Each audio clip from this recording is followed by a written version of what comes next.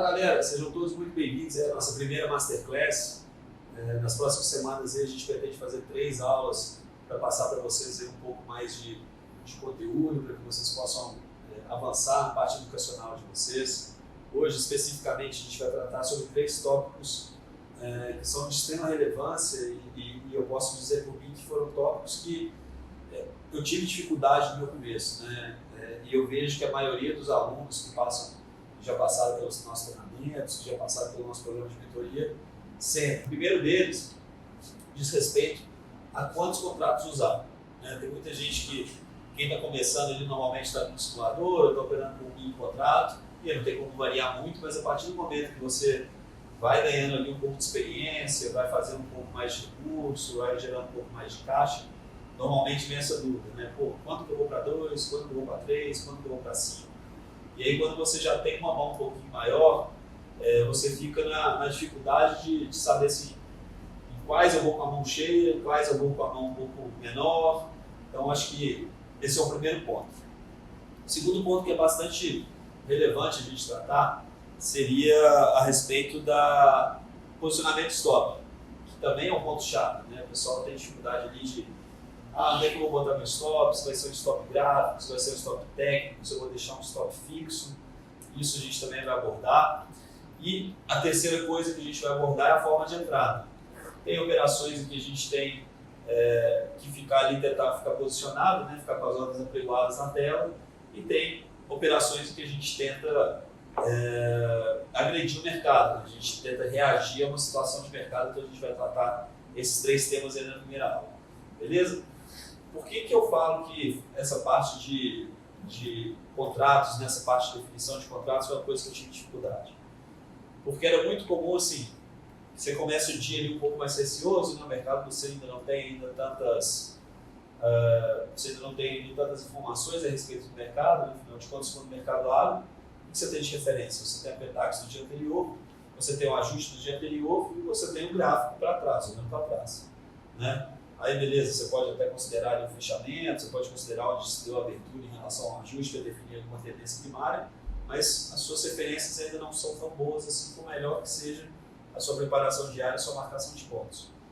Então, as primeiras operações acabam sendo as mais arriscadas, né? Porque quanto menos informação de mercado você tem, quanto menos informações naquele dia você tem, mais arriscado fica, maior a chance de você ter uma oscilação ali muito brusca, né? Você já deve ter reparado que os primeiros movimentos de mercado são extremamente voláteis, a liquidez não está tão preenchida assim, você ainda não reparou, a gente teve maior briga por preço, então os primeiros trades costumam ter um grau de dificuldade um pouco maior. E aí, é muito comum as pessoas começam pequenininho para sentir o mercado, e aí acaba dando um trade errado, e quando você vê, você está ali, prejuízo na tela, né? Você está ali 100, 200, 300, 500 para trás. E aí que vem a grande ideia, né? Que é uma péssima ideia, que é a ideia de, agora que eu já estou para trás, eu preciso de aumentar a quantidade de contratos para tentar reaver o prejuízo. É a pior escolha que você pode fazer, porque o seu grau de confiança já está lá embaixo, o seu financeiro já não está às mil maravilhas, você está ali com uma certa raiva do mercado, né? Você já está ali querendo fazer aquele trade de vingança para tentar pegar de volta o dinheiro que já foi perdido. Isso é uma coisa que eu sugiro que vocês coloquem na cabeça de uma vez por todas. Está negativo, perdeu o dinheiro? Não vai achando que você vai recuperar esse dinheiro. Você vai ter que correr atrás do dinheiro, não. Aquele dinheiro ele já foi e já tem um novo dono. Então não tentem aumentar a quantidade de contratos para tentar reaver um prejuízo, para tentar reaver o financeiro que está para trás. A ideia é diferente. Coloque dentro do seu plano operacional, né? Isso é uma das coisas que a gente mais bate nos nossos treinamentos, que é a montagem, ter um plano operacional bem definido. É você já ter no seu plano operacional quais estratégias que você vai fazer, quantos contratos você vai fazer uma delas, e até porque já que a gente tocou nesse tópico, o que a gente chama de plano operacional? Né? É como se você tivesse um documento, claro que ninguém precisa ter esse documento escrito, mas é importante, principalmente quando você tem alguém ali que avalia se os seus resultados, é importante você ter. Mas seu plano operacional você vai colocar lá, sua meta diária, sua meta semanal, sua meta mensal. Você vai colocar lá seu limite de perda diário, seu limite de perda semanal, seu limite de perdas mensal. Beleza. Definiu esses parâmetros, ok.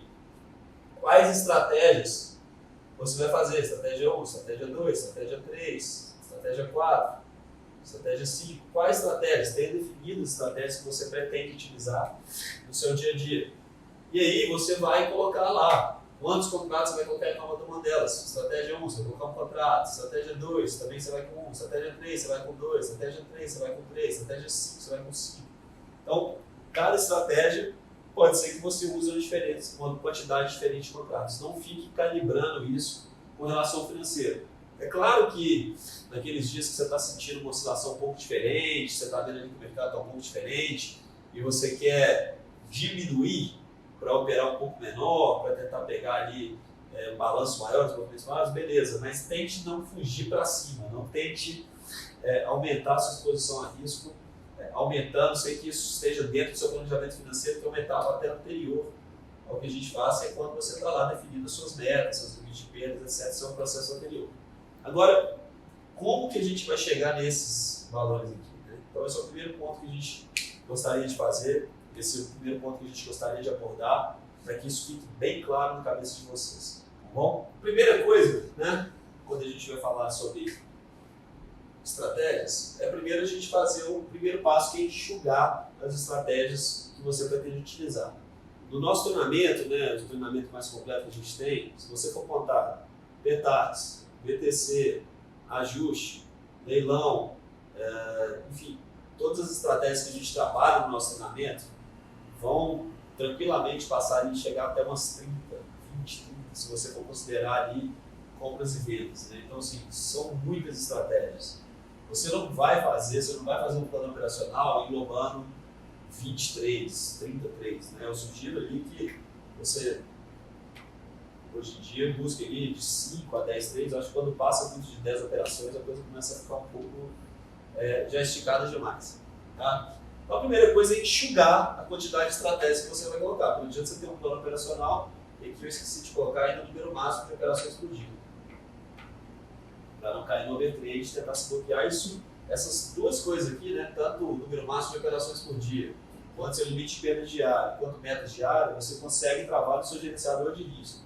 Então essa conversinha fiada de hoje eu me descontrolei, hoje eu perdi a cabeça, hoje eu fugi do meu plano, cara, esse assunto já foi, e eu acho que hoje em dia ele não é um assunto que virou uma desculpa. Porque se você pode travar a plataforma se colocando esses limites, não tem mais desculpa para esse tipo de situação acontecer. Tá? Então vamos lá, como é que eu vou definir, como é que eu vou fazer para primeiro selecionar as estratégias que eu vou utilizar? Cálculo simples, você vai pegar a taxa de acerto daquela operação vezes o ganho médio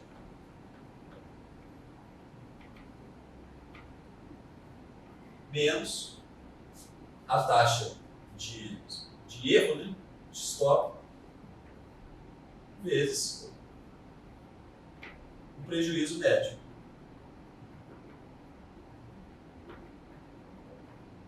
Quando você fizer essa subtração aqui, ela vai te dar um valor absoluto.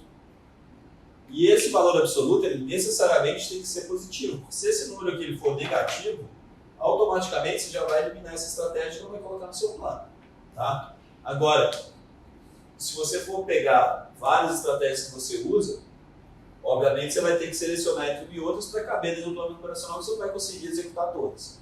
E aí você vai ranquear, porque quanto maior for o número aqui, melhor. Então vamos fazer um exemplo aqui. Imagina que você tem uma estratégia que tenha, sei lá, para facilitar a conta aqui, 70% de taxa de acerto, certo? E você tem um ganho médio dela aqui, vou botar de R$50 toda vez que ela dá certo. Então você ganha em média R$50 toda vez que aquele trade dá certo, e 70% das vezes você tem um retorno positivo daquela operação.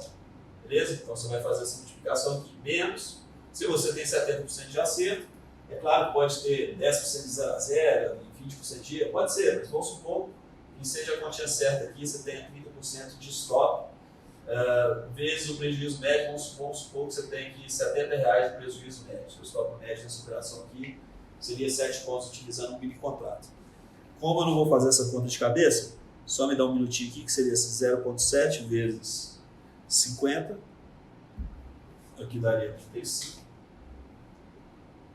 menos 0,3 vezes 70.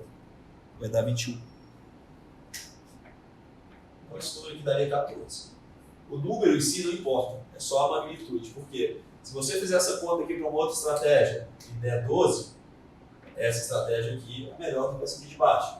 Se você fazer esse cálculo aqui para uma outra estratégia aqui e ela dá 18, essa estratégia aqui vai ser sua estratégia 1, essa aqui vai ser sua estratégia 2, essa aqui vai ser sua estratégia 3.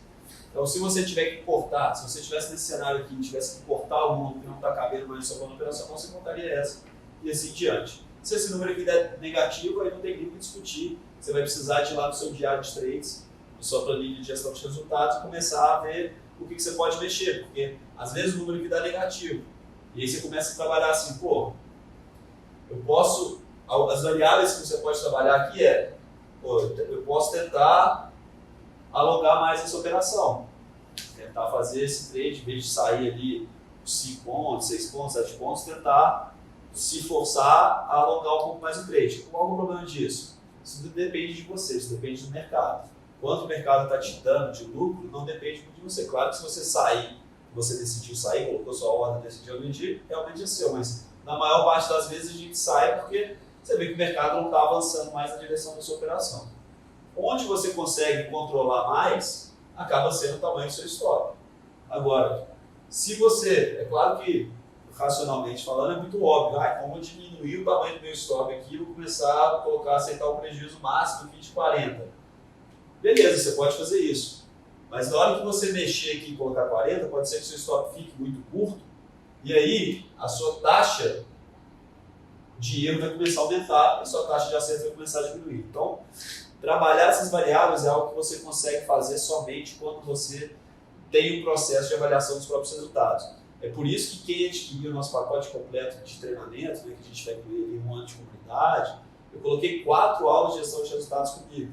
Essas aulas de gestão de resultados, eu vou pegar a sua planilha de gestão de resultados, vou ver todos os trades que você foi fazendo, vou selecionar por estratégia e vou começar a ver aqui que pode ser mexido e te ajudar a montar esse plano operacional aqui, selecionando as estratégias que tem uma melhor taxa de acerto, uma melhor performance para que o seu plano fique mais eficiente, não de acordo com os meus parâmetros. Isso é muito importante. Tem muita gente que acha que vai conseguir pegar os meus parâmetros e vai tentar replicar. Cara, cada pessoa é diferente da outra. Seja pelo horário que vai poder operar, seja pela forma de operar, o tamanho da disposição, quantos contratos, quantas parciais faz, a leitura. Então, assim, não adianta você tentar pegar, replicar com os números de outra pessoa e tentar trazer isso para você. Você pode ter um parâmetro, mas mais importante, mais eficiente é você pegar o seu relatório de performance, o seu planilha de gestão de resultados e tentar mexer nas variáveis para que você otimize o seu resultado. Então, beleza, pessoal, a gente definiu aqui a quantidade de contratos, a gente definiu aqui, as estratégias que a gente pretende utilizar, já selecionamos as estratégias que a gente vai utilizar e agora a gente vai definir a quantidade de contratos que a gente vai utilizar em cada uma delas, beleza? Então, qual que é a fórmula que eu já testei várias, fazer de forma aleatória, já testei fazer, o pessoal já faz aí, que eu já vi muita gente quebrando, isso, graças a Deus eu entendi rápido que não dava certo, que era um martingale, deu errado, enfim, até que eu descobri o John Kelly, que ele tem o chamado critério de Kelly, foi chamado critério de Kelly. O que esse cara fez? Ele tentou encontrar um modelo matemático para que, jogando blackjack, ele conseguisse tirar dinheiro dos cassinos americanos. Então ele criou essa fórmula, tem até um livro, né, que chama The Fortunes. Fórmula. Eles chegaram nesse modelo matemático e que eles compararam várias tentativas, né, de você ir no all-in, ou seja, colocar todo o seu dinheiro, qualquer estratégia ali, tentar ganhar com todo o seu dinheiro. Eles tentaram fazer no martingale, né, que é dobrando a aposta à medida que você vai tomando para trás. Testaram vários. A mais eficiente foi essa que eles chamaram de critério de Kelly. Então a fórmula é a seguinte: F, que é a proporção do seu capital, é igual a W menos 1 menos W, que é a taxa de acerto. 1 menos W vai ser a sua taxa de insucesso, de erro, dividido por R. Esse R aqui é o payout, né, que seria o ganho médio dividido pelo seu prejuízo médio, certo? O que ele vai falar aqui? Ele vai falar qual proporção do seu capital. Então, vou imaginar uma pessoa que está iniciando, botou lá seus R$1.000 de margem. Baseada nos números que você tem daquela estratégia específica, qual que é a sua exposição a risco ótima, né? que seria o resultado dessa equação. Então, vamos imaginar que você tem uma situação que seja o seguinte: você tem aqui uma taxa de acerto de 70%, você ganha em média aqui R$60 por operação, você tem uma taxa de você tem 10% que você tem no 0 a 0, pega o seu stop, ele pega a sua proteção, e você tem 20% aqui de prejuízo. Tá? E quando esse prejuízo aqui acontece, você tem em média ali uma perda de R$70. Tá? Você está quase 1 para 1 ali, um pouquinho abaixo. Então vamos lá. Como é que vai ficar isso aqui? F é igual a 0,7 menos o menos W aqui vai ser o 0,2, né? Seria o seu prejuízo médio, dividido pelo seu ganho médio sobre o prejuízo médio. Então vamos lá.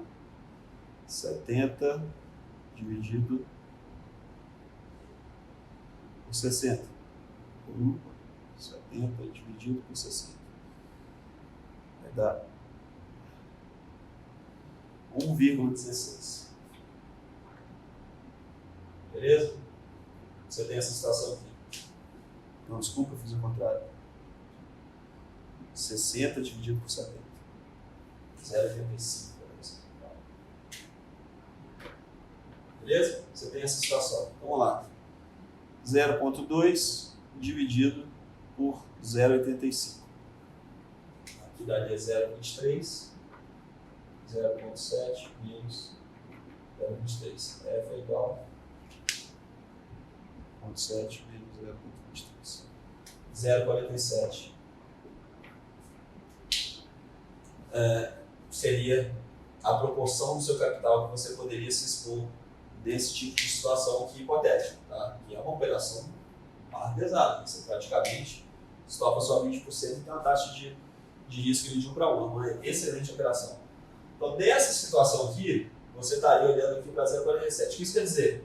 Que dos R$1.000 que você tem, você poderia expor quase 50% do seu capital real. Se eu faria isso, em hipótese nenhuma. Tá?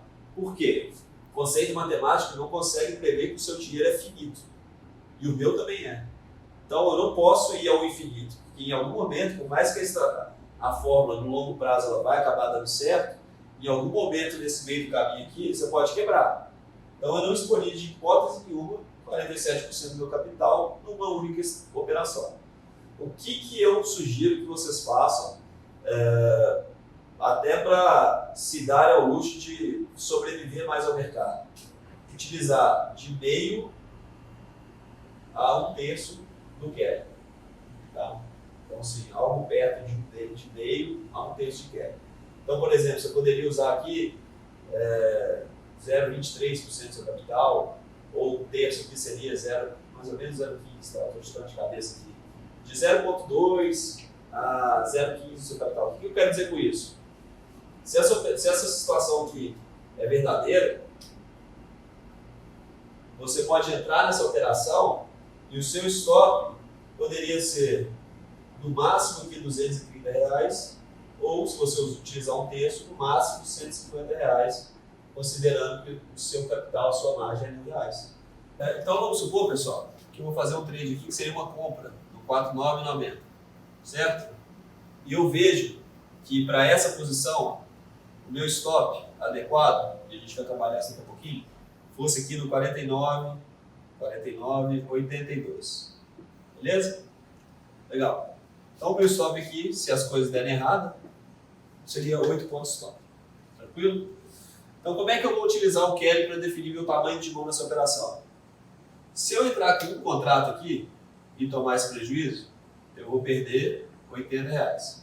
Certo? Se eu comprar 90 e estopar no 82, eu perdi R$80. Então, com um contrato, eu posso fazer esse trade.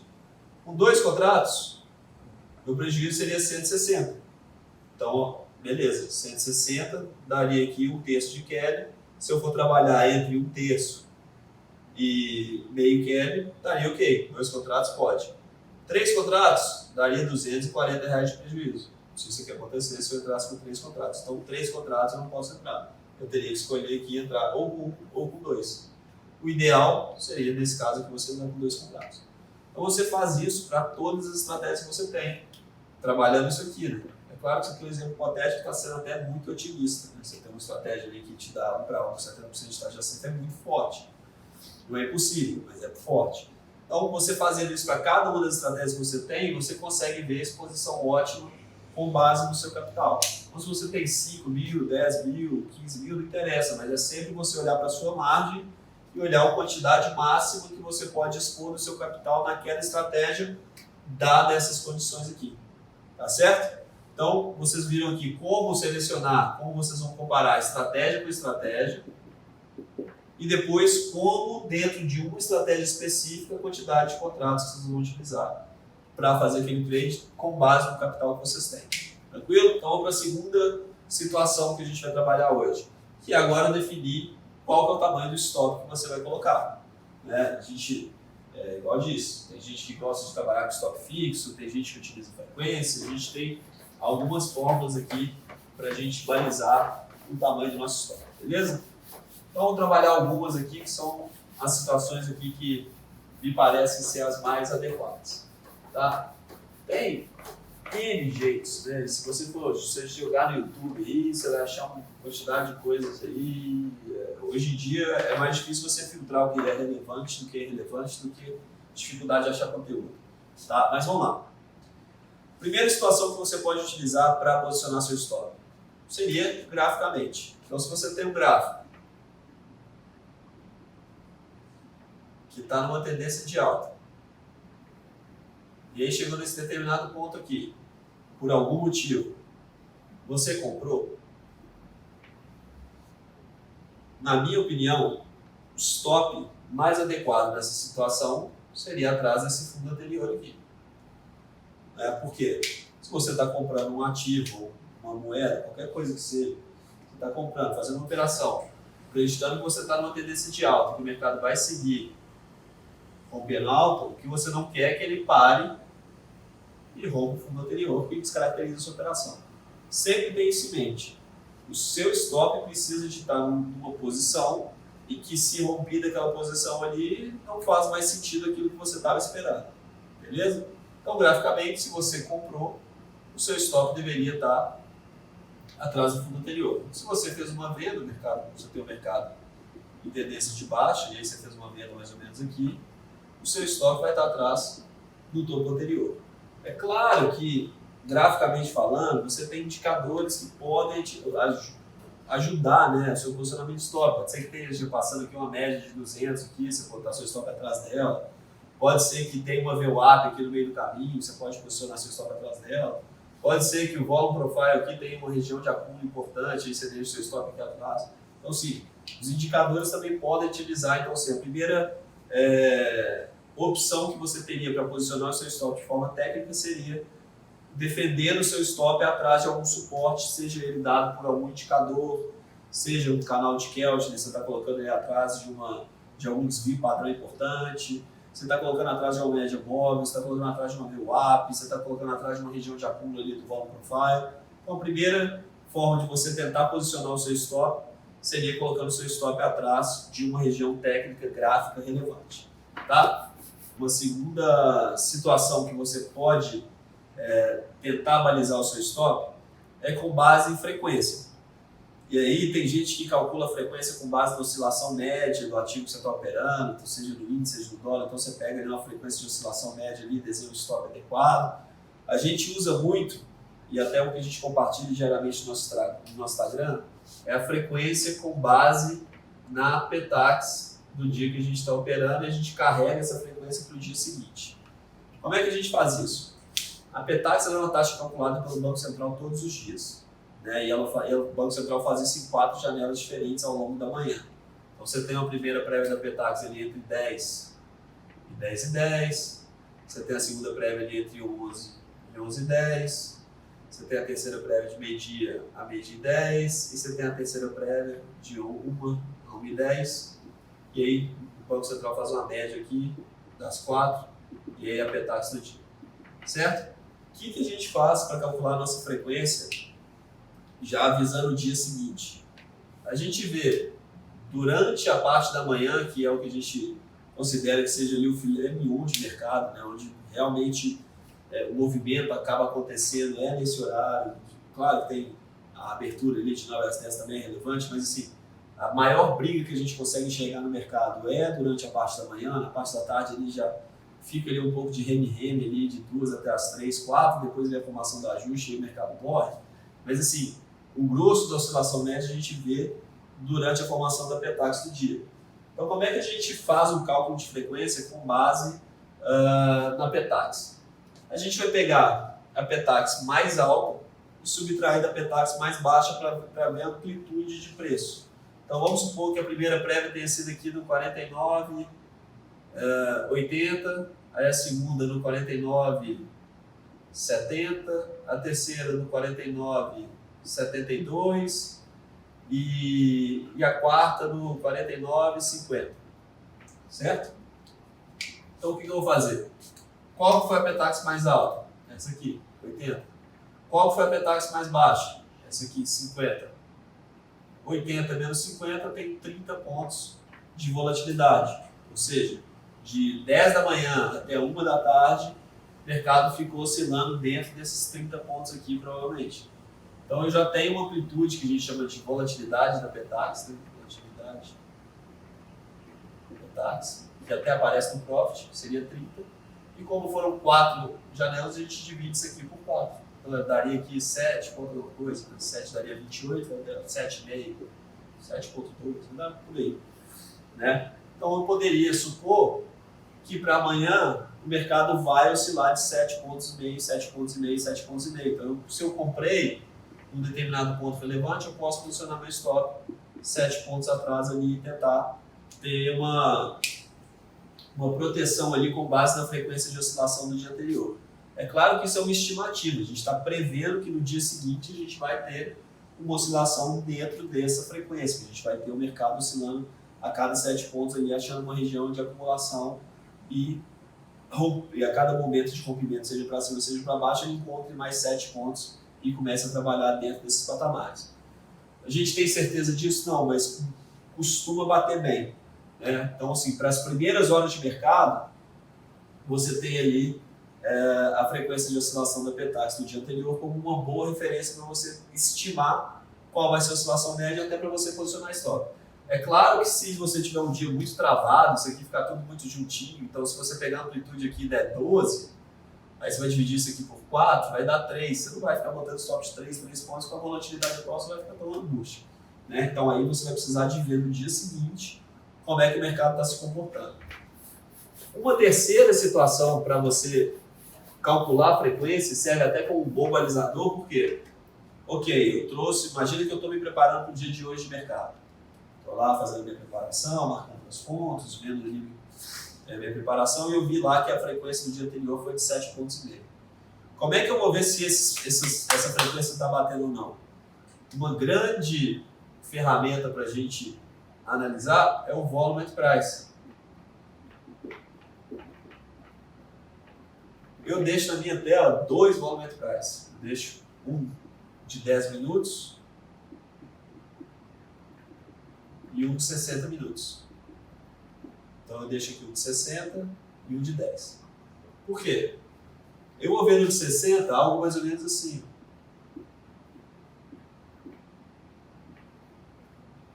Certo? O mercado acumula muito nessa região aqui, acumula muito nessa região aqui. E aí essa amplitude de movimento aqui, ó, é basicamente o que a gente chama de frequência. Então, se na minha preparação eu fiz aquele cálculo ali da amplitude de movimento da Petax e vi que aqui é 7, e na hora que eu estou vendo o mercado se desenhando, o mercado abriu, estou começando a encontrar a região de acúmulo, eu vejo que está batendo 7, beleza, confirmou. Se não, eu vou dar muito mais importância para a frequência do dia. Esquece a outra. Se o mercado está oscilando hoje de 8 em 8, 9 em 9, aí é essa a frequência do dia. E pode ser que o dia anterior foi um dia morno. Ontem a frequência foi baixa, mas era feriado nos Estados Unidos. Beleza, aí hoje tem um dado importante. Tem o dado de inflação nos Estados Unidos, tem o dado de não sei o quê, enfim, você precisa de se atentar, mas é muito comum que essa frequência baixe. E o seu tira-tema acaba sendo de 60 minutos, que dentro de 60 minutos você vê algo mais ou menos assim, né? Como ele vai pegar mais tempo,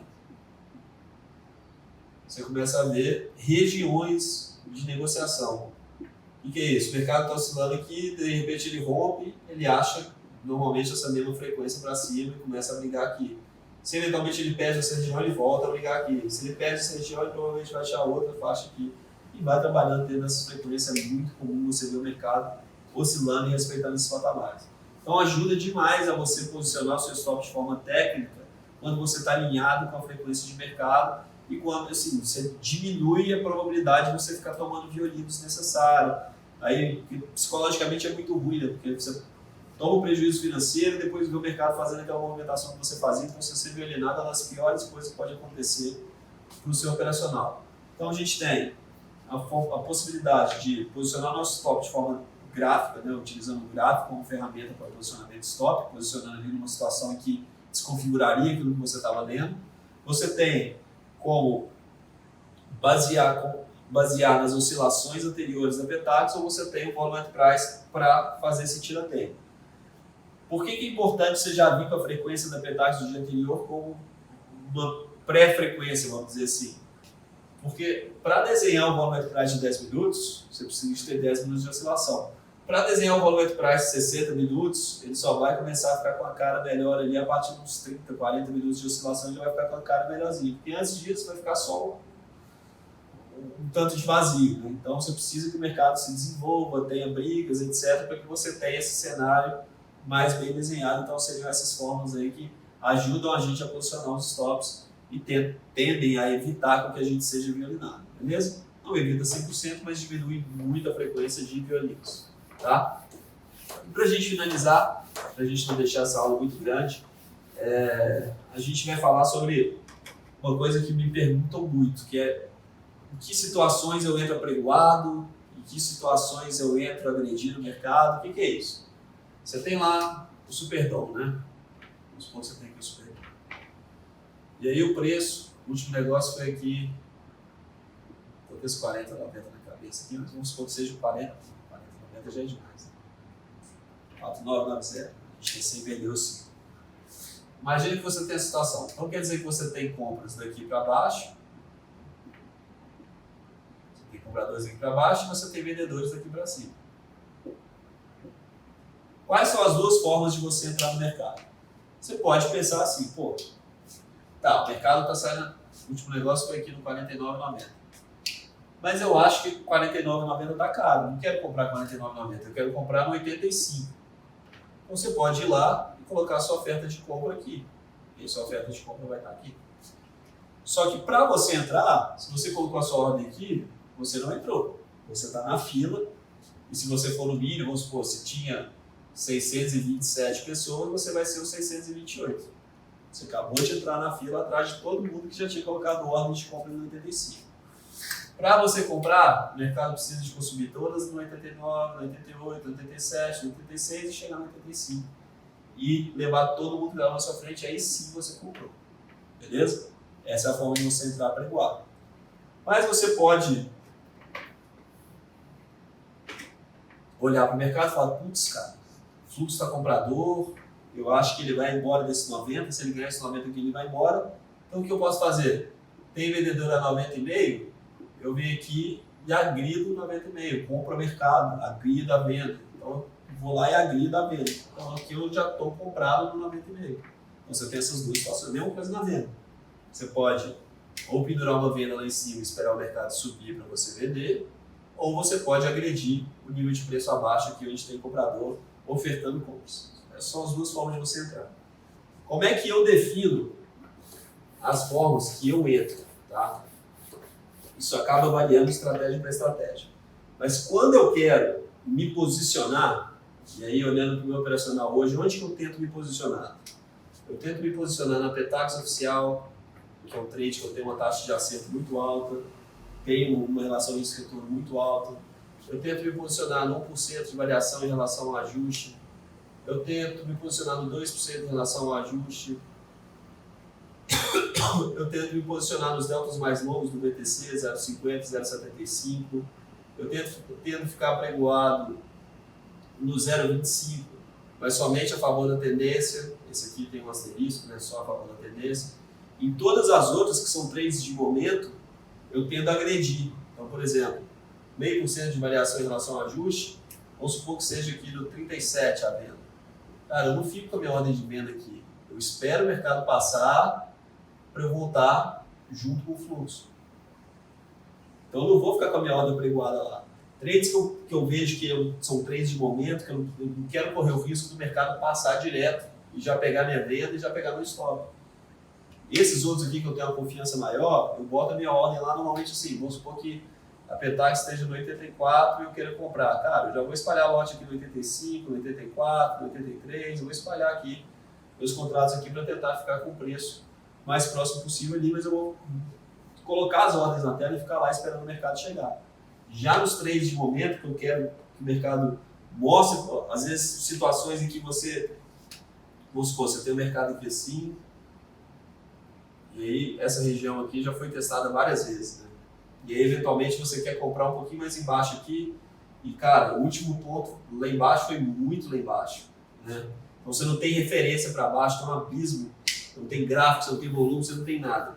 Então, assim, você vai realmente ficar com a posição aberta de compra aqui, com o mercado podendo perder, e o próximo ponto está só aqui embaixo, cara, a chance disso aqui acontecer e vir rasgando para baixo, já pegar sua compra, já pegar seu stop é muito alta.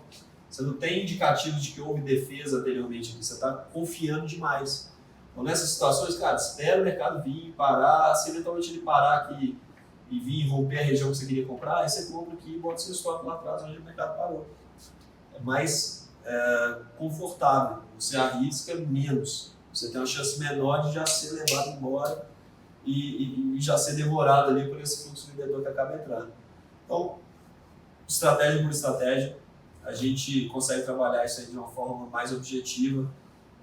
Quando a gente passar no treinamento com vocês ali, trade a trade, estratégia por estratégia, a gente entra nesses detalhezinhos ali de entrando na pregoada, entrando no dedinho, como é que a gente pensa isso da melhor forma possível. Beleza, pessoal? Pessoal, muito obrigado pela atenção de vocês. Já deixo o convite aí, semana que vem a gente vai ter a segunda Masterclass. A gente vai trabalhar um pouquinho ali a parte de fundamentos, falar um pouquinho sobre como é que as decisões de taxa de juros dos Estados Unidos acabam impactando para a gente, como é que funciona esse diferencial de juros dos Estados Unidos e Brasil, como é que as decisões do FONC acabam influenciando o nosso dólar futuro aqui. Então eu espero todos vocês lá. E quaisquer dúvidas que vocês forem ter aí, nossas redes sociais estão disponíveis, nossa equipe está disponível para sanar as dúvidas de vocês. Um abraço e até a próxima. Valeu!